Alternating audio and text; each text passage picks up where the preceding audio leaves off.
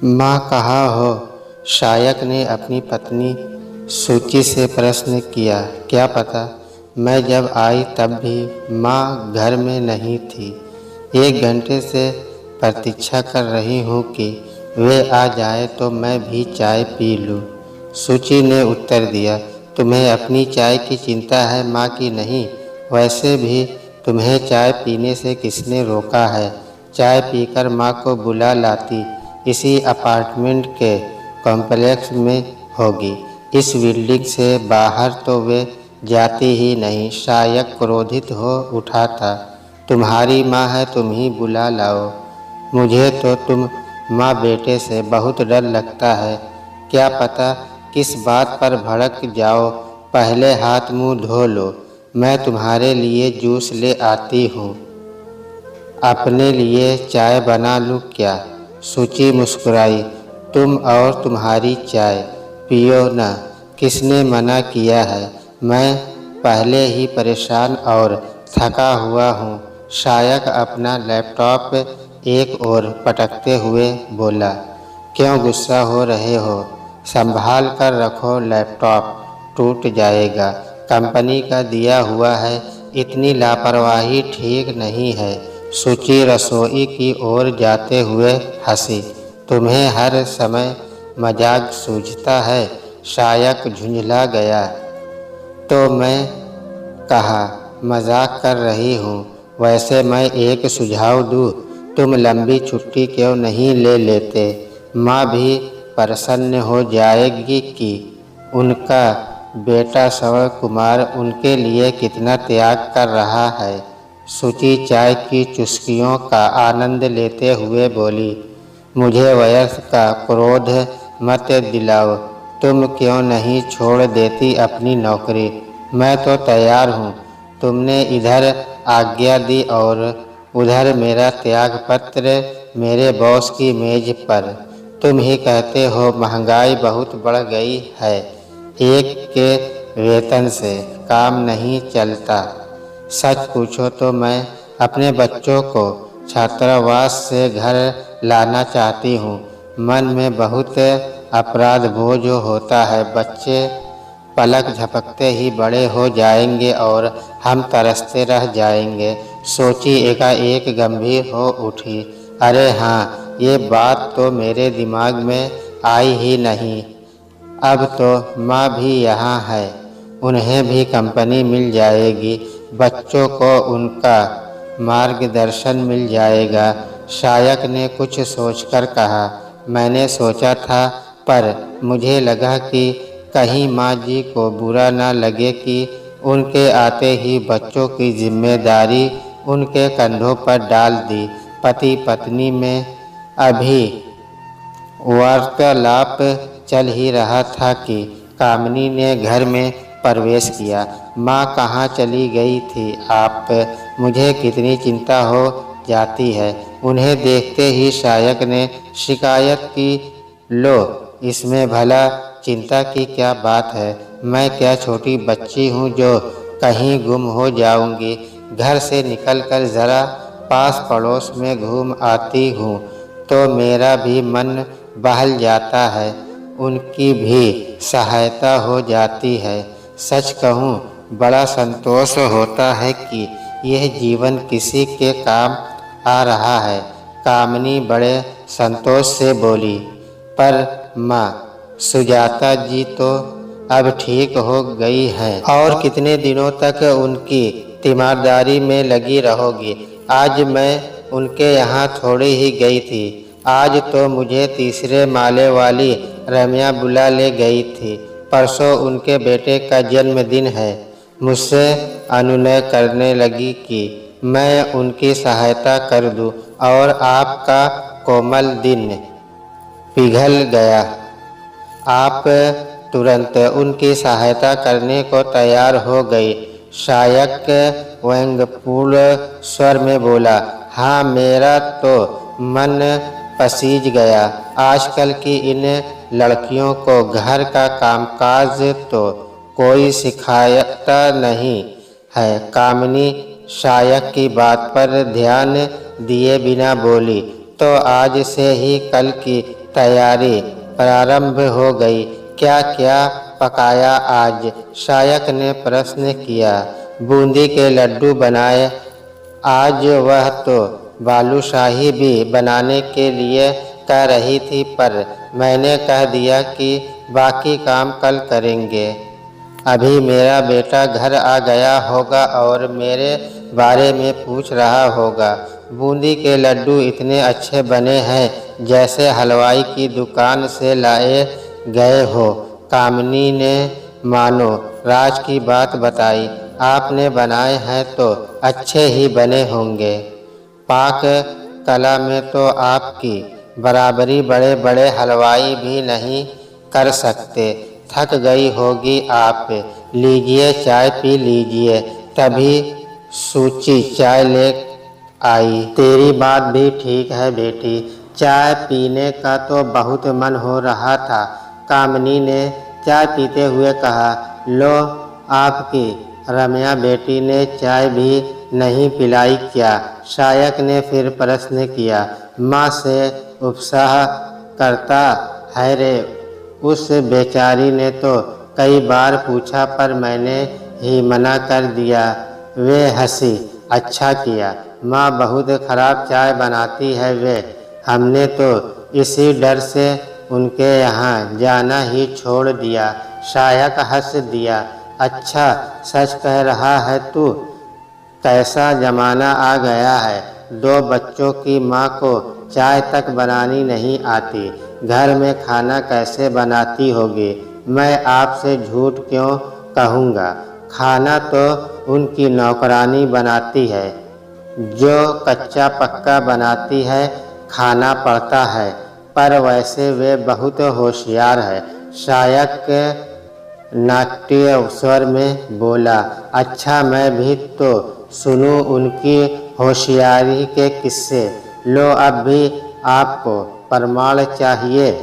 मेरी प्यारी माँ, आजकल के स्वार्थी समाज में जहाँ कोई किसी को बेमतलब एक गिलास पानी को भी नहीं पूछता, वहाँ वे आपसे जन्मदिन पार्टी के लिए सारे पकवान कितनी होशियारी से बनवा रही है।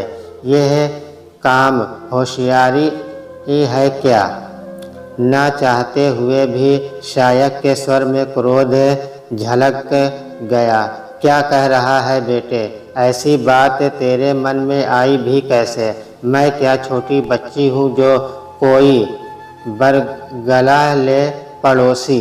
एक दूसरे के काम आते ही हैं। तू तो मेरी आदत जानता है। मोहल्ले में किसी को भी कोई आवश्यकता पड़ती थी तो मैं अपना काम छोड़कर उसकी सहायता को दौड़ जाती थी। बदले में मुझे उन सबका जो सहयोग मिला उसे भी तुम भली प्रकार जानते हो। कामिनी ने अपना पक्ष रखा।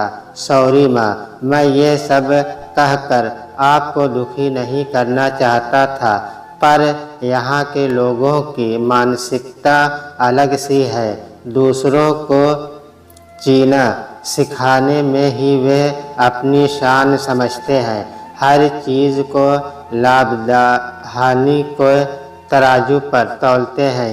ये लोग सुजाता जी बीमार थी पर उनकी मदद करना चाहती थी। मैंने कुछ नहीं कहा पर रम्या का व्यवहार मुझे जचा नहीं। शायक बोलता रहा और कामिनी उससे अपलक निहारती रही। क्या बात है शायक? है मुझे पास पड़ोस में मेरा मेल जोल बढ़ाना शायद अच्छा नहीं लगा। पूछ बैठी। नहीं माँ, बस डरता हूँ कि कहीं कुछ अशोभनीय न घट जाए। शायद अकेलापन खल रहा है आपको। मैं आपका पक्ष भी समझता हूँ, बस आपको सावधान कर देना चाहता हूँ। ठीक है, तुझे बुरा लगता है तो आगे से ख्याल रखूँगी। अब ये भी बता दे कि कल रम्या के यहाँ जाऊँ या नहीं? क्या पता मेरे जाने से तुम लोगों की नाक नीची हो जाए। कामिनी का गला भर्रा गया आपको बुरा लगा है तो माफ़ कर दो माँ, पर सच कहूँ जब कोई मेरी माँ का अनुचित लाभ उठाता है तो मेरा खून खौल जाता है। शायक स्वयं पर संयंत्र नहीं रख सका। क्यों, ज़रा सी बात पर घर सिर पर उठा रखा है। माँ थक गई होगी, उन्हें तरोताज़ा हो जाने दो। सूची ने बीच बात किया, फिर ज़रा सा एकांत पाते ही बोली, क्यों व्यर्थ में बात का बतंगड़ बनाते हो।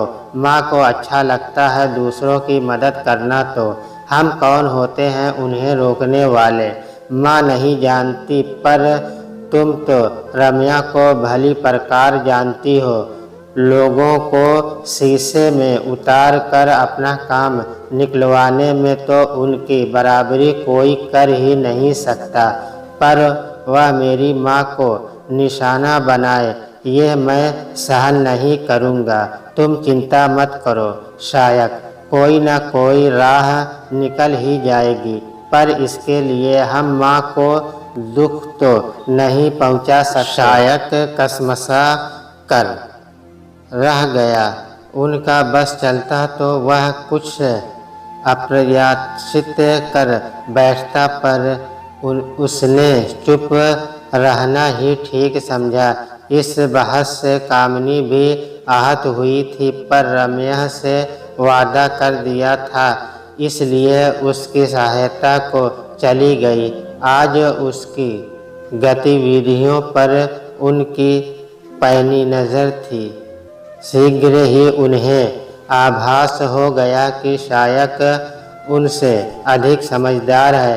रम्या को केवल उनकी सहायता नहीं चाहिए थी, वह तो सारा काम उन्हीं से करवा रही थी। वह बड़ी होशियारी से उनकी प्रशंसा के पुल बांधे जा रही थी, मानो इसी तरह उन्हें बरगला देगी। बालूशाही तो लाजवाब बनी है, दही बड़े और बना दीजिए, आपके हाथों में तो जादू है। बालूशाही बनते ही रम्या ने आगे का कार्यक्रम तैयार कर दिया। रम्या बेटी, थक गई हूँ, सुबह से काम कर रही हूँ, एक कप चाय तो पिला। कामिनी हंसी, पिलाऊंगी, चाय भी पिलाऊंगी, पहले काम तो समाप्त हो जाने दीजिए। रम्या का उत्तर सुनकर दंग रह गई कामिनी। वे उठ खड़ी हुई, अरे जा कहाँ रही है आप, काम हो जाने के बाद चाय पी कर चली जाइएगा, थोड़ी देर आराम करके आऊँगी। बेटे, बैठे बैठे कमर में दर्द होने लगा है, इतने नखरे क्यों दिखा रही हैं आप। पैसे दूंगी, मैं किसी से मुफ्त में काम नहीं करवाती। रम्या बदतमीजी से बोली। कामिनी अविश्वास से घूरती रह गई, न आँखों पर विश्वास हुआ न कानों पर। रम्या ने उसके बाद क्या कहा वे सुन नहीं सकी, चुपचाप उसके अपार्टमेंट से बाहर निकल आई, पर वे अपने फ्लैट तक पहुंच पाती इससे पहले ही सुजाता जी मिल गई। मैं तो आपके यहाँ ही गई थी, पर आपके यहाँ ताला पड़ा था। वे उन्हें देखते ही बोली, मेरे पास घर की एक चाबी हुआ करती है, इसलिए चिंता की बात नहीं है। चलिए ना, मैं तो घर ही जा रही थी, कामिनी बोली। सुजाता कामिनी के साथ चली आई। आइए ना, बैठिए, मैं अभी आई। कामिनी ने सोफे की ओर इशारा किया। मैं बैठने नहीं आई, आपका हिसाब करने आई हूँ। हिसाब? कैसा हिसाब? आपने 4-5 दिनों तक मेरी सेवा की, उसी का हिसाब। उन्होंने 500 का नोट दिखाते हुए कहा। क्या कह रही हैं आप? मैंने पैसे के लिए आपकी सेवा की थी क्या? अरे तो इसमें शर्माने की कौन सी बात है? आज कल के बच्चे ऐसे ही हैं, कितना भी कमाते हो पर माता पिता पर कुछ भी खर्च करने से कतराते हैं। सुजाता नाटकीय स्वर में बोली, मैं क्या समझती नहीं, कोई बिना मतलब किसी की सहायता क्यों करने लगा। अपने मुंह से कहना आवश्यक थोड़े ही है, 500 रुपये कम है क्या?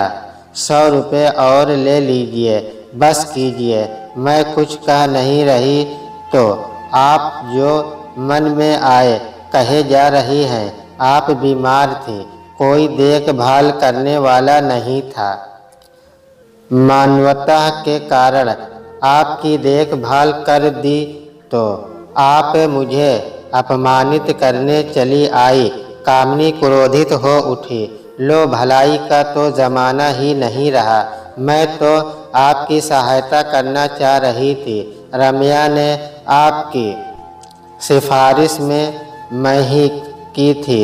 कल आप वहाँ भी लड्डू बना कर आई थी, अब भी तो वहीं से आ रही थी आप। मैं क्या आपको घर घर जाकर काम करने वाली लगती हूँ? शर्म नहीं आती आपको? आप जैसों को खरीदने की हैसियत है मेरी। निकल जाएगी यहाँ से।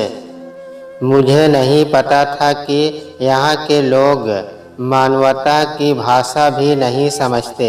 वे अपने स्वभाव के विपरीत चीख उठी। लो, मैंने ऐसा क्या कह दिया? इस तरह आपा क्यों खो रही है आप? सुजाता ने कामिनी के घर से निकलते हुए कहा। उनके जाते ही कामिनी कटे वृक्ष की भांति कुर्सी पर गिर गई।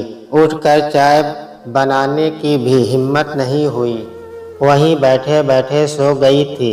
जब द्वार की घंटी बजी, द्वार खोला तो सामने सूची खड़ी थी। अंदर आओ ना। उसे वहीं खड़े देखकर वे बोली।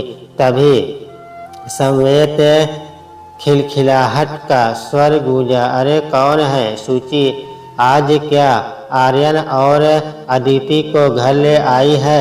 हाँ दादी, हम दोनों आ गए हैं उधम मचाकर आपको सताने। माँ कह रही थी आपका अकेले मन नहीं लग रहा है। माँ के पीछे खड़े दोनों बच्चे उनके सामने आ खड़े हुए। हाँ रे, मैं तो वापस जाने की सोच रही थी। दादी आप यहाँ आ जाओ तो हम छात्रावास छोड़कर घर में रहने लगे। पहले क्यों नहीं कहा? अपने घर को किराए पर देकर यहीं आ जाती तो। अब आ जाओ ना दादी माँ। दोनों उनके गले लगकर झूल गए। उनकी निश्चल हंसी के बीच उनका मन नहीं हुआ कि वे सूची को अपने कड़वे अनुभवों के बारे में बताएं, पर बताना तो पड़ेगा ही। इतनी बड़ी बात को वे छिपा भी तो नहीं सकती। विशेष रूप से अपने बेटे शायक से। शीघ्र ही सूची चाय बना लाई और स्वयं वहीं बैठकर चाय पी चुस्कियाँ लेने लगी। माँ, हमें भी भूख लगी है। आर्यन और अदिति ने दोनों को चाय पीते देख शोर मचाया।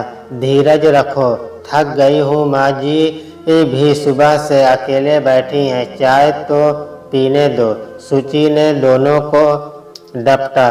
तुम कहकर जाती तो मैं दोनों के लिए गर्मा गर्म नाश्ता बना कर रखती, पर तुमने बताया ही नहीं। तुम दोनों तो कुछ खाते ही नहीं।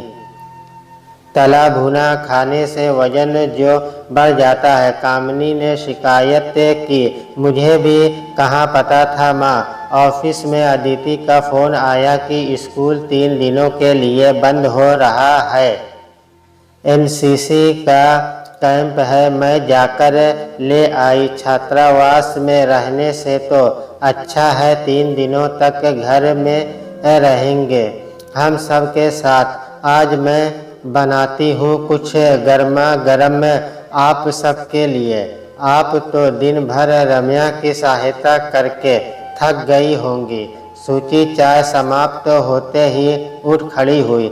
रम्या आंटी की सहायता पर क्यों, उन्हें दादी की सहायता की क्या आवश्यकता पड़ गई? अदिति बोली, पलक का जन्मदिन है माँ जी, उसी के लिए रम्या की सहायता कर रही है।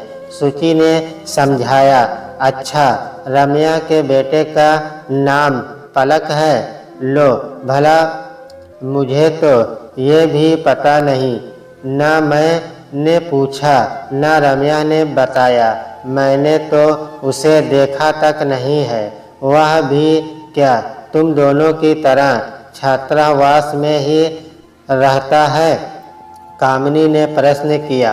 रहता तो घर में ही है, पर सुबह शाम ट्यूशन में व्यस्त रहता है, इसलिए आपसे भेंट नहीं हुई होगी। सुबह 6 बजे घर से निकलता है तो शाम के 8 बजे घुसता है, सूची ने बताया। ये लो, आजकल के माता पिता अपने ही बच्चों पर कितना अत्याचार करते हैं। हमारे बच्चे तो घंटों अपने मित्रों के साथ खेलते थे, पर आजकल तो पढ़ाई के बोझ तले पिसे जा रहे हैं। पढ़ाई लिखाई से जो समय बचता है वह कंप्यूटर और टीवी की भेंट चढ़ जाता है। जीवन बहुत उलझ गया है माँ, सूची हंसी। ठीक कहती हो तुम, जीवन केवल उलझा ही नहीं है, बहुत आगे निकल भी गया है। हम जैसे वृद्ध बहुत पीछे छूट गए हैं। कामिनी का उदास स्वर सुनकर चौंक गई सूची। क्या हुआ माँ, तबीयत ठीक नहीं है क्या? उसने पूछा। कामिनी सब कुछ कहकर मन हल्का करना चाहती थी, पर चुप रह गई। वे जानती थी कि शायद को पता चला तो हंगामा हो जाएगा। अपने बेटे के स्वभाव से वे भली भांति परिचित थी। यह तो अच्छा हुआ कि सूची उनके उत्तर की प्रतीक्षा किए बिना रसोई में व्यस्त हो गई थी और वे अदिति और आर्यन के साथ बातों में व्यस्त हो गई। कुछ ही देर में सूची ने पुकारा तो सब खाने की मेज पर जाकर डट गए। तुम्हारी मम्मी ने तो जरा सी देर में कितना कुछ बना डाला। कामिनी ने गर्मा गर्म नाश्ते की प्रशंसा करते हुए कहा। क्यों शर्मिंदा करती हैं माँ जी, अभी तो बस पकौड़े बनाए हैं, बाकी सब तो आते हुए खरीद लाई थी। सूची मुस्कुराई। कामिनी भी मुस्कुरा दी। अदिति और आर्यन के आने से बड़ी रौनक हो गई थी।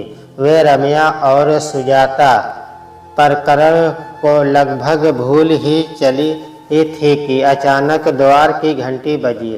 सूची ने द्वार खोला तो सामने रम्या और उसके पति सुहास खड़े थे। आइए, आज तो सूरज अवश्य ही पश्चिम से निकला होगा, सूची ने उनका स्वागत करते हुए कहा। मुझे पता था तुम यही कहोगी। तुम कामकाजी महिलाओं के पास तो सदा एक ही बहाना रहता है, समय की कमी का, पर हम गृहस्त्रियाँ भी कम व्यस्त नहीं रहती। मैं इस बहस में पढ़ना ही नहीं चाहती, कौन अधिक व्यस्त रहता है। इस बात पर तो घंटों बहस हो सकती है। आओ बैठो, सूची मुस्कुराई। बैठने का समय भला किसके पास है? हम तो तुम सबको आमंत्रित करने आए हैं। कल पलक का जन्मदिन है ना, तुम सब आना, माँ जी को भी लेकर आना, सुहास ने आग्रह किया। माँ जी तो यो भी आएंगी, मेरा हाथ बटाने आएंगी ना आंटी? रम्या बड़ी अदा से बोली। नहीं बेटी, मैं नहीं आ सकूंगी, आज तबीयत कुछ ठीक नहीं लग रही है। ओह, मैं तो आपके भरोसे बैठी थी, हो सके तो कल थोड़ी देर के लिए ही सही, पर आ जाइएगा। कैसी बातें कर रही हो रम्या, माँ ने कह दिया ना उनकी तबीयत ठीक नहीं है। फिर क्यों जोर डाल रही हो? सुचि ने नाराजगी दिखाई। चलो ठीक है, मैं किसी प्रकार काम चला लूँगी। अरे वाह, आज तो अदिति और आर्यन भी आए हुए हैं।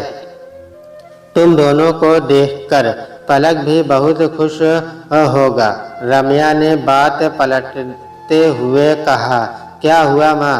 रम्या ने कुछ कहा था क्या? सुचि ने थोड़ा सा एकांत पाते ही पूछ लिया। बहुत बदतमीजी से पेश आई थी मुझसे। आज तक किसी ने इस तरह बात नहीं की। कामिनी की आंखें भर आई। उन्होंने सुचि को पूरा प्रकरण कह सुनाया। मैं तो आज आपको देखते ही समझ गई थी कि कहीं कुछ गड़बड़ अवश्य है, पर आप चिंता मत करिए। मैं भी उसे ऐसा मजा चखाऊंगी कि वह याद रखेगी। आप शायक से कुछ मत कहिएगा, वरना वे व्यर्थ ही भड़क उठेंगे। अगले दिन नाश्ता करने के बाद सुचि रम्या के घर जा पहुंची। द्वार खोलते ही उसे देखकर चौंक गई थी। रम्या, माँ जी की तो तबीयत ठीक नहीं है। मैंने सोचा मैं ही तुम्हारी सहायता कर दूं। सुचि सोफे पर पसरते हुए लापरवाही से बोली। क्या कह रही हो तुम? आज ऑफिस नहीं जाना क्या? रम्या चौंक कर बोली। आज छुट्टी ले ली है मैंने। पड़ोसियों के लिए इतना त्याग तो करना ही पड़ता है। सोचा पहले तुम्हारा हाथ बटा दूं, उसके बाद हम सबका घूमने जाने का कार्यक्रम है। चलो बताओ क्या करना है? मेरे पास अधिक समय नहीं है, सुचि बोली। काम तो बहुत सारा है।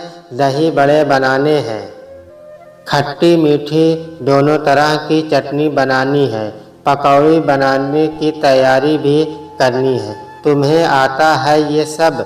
पहले ही कह देती हूँ, माँ जी की तरह कुशल नहीं हूँ मैं। वैसे भी थोड़ा जल्दी थक जाती हूँ।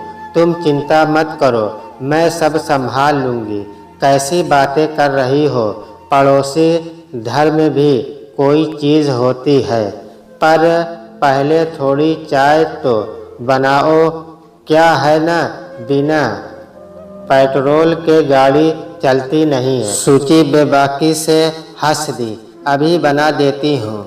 हम दोनों ने भी चाय कहाँ पी है। पलक को ट्यूशन के लिए भेजकर अभी ज़रा सा समय मिला है। अभी तक सुषमा भी नहीं आई है। हर रोज़ तो 7 बजे तक आ जाती थी। रम्या चाय बनाने की तैयारी करते हुए बोली। है इन काम वालियों के संबंध में तो कुछ न कहना ही अच्छा है। इन्हें कुछ भी दो, पर इनका मुंह तो कभी सीधा होता ही नहीं। रम्या अब भी केवल अपनी कामवाली सुषमा को कोस रही थी।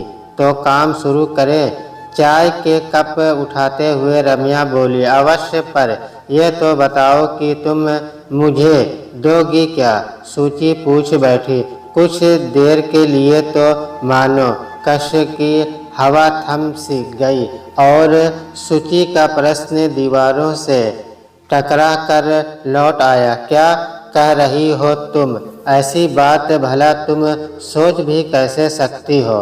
कमाल है, आज तुम्हें ये बात बड़ी विचित्र लग रही है, पर कल तो तुमने यही बात मेरी माँ से कही थी।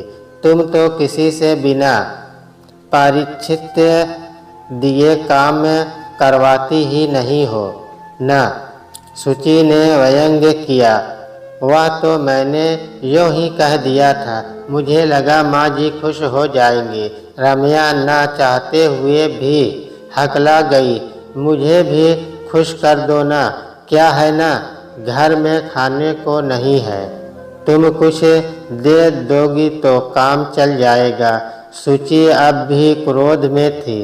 तुम तो व्यर्थ ही बात का बतंगड़ बना रही हो।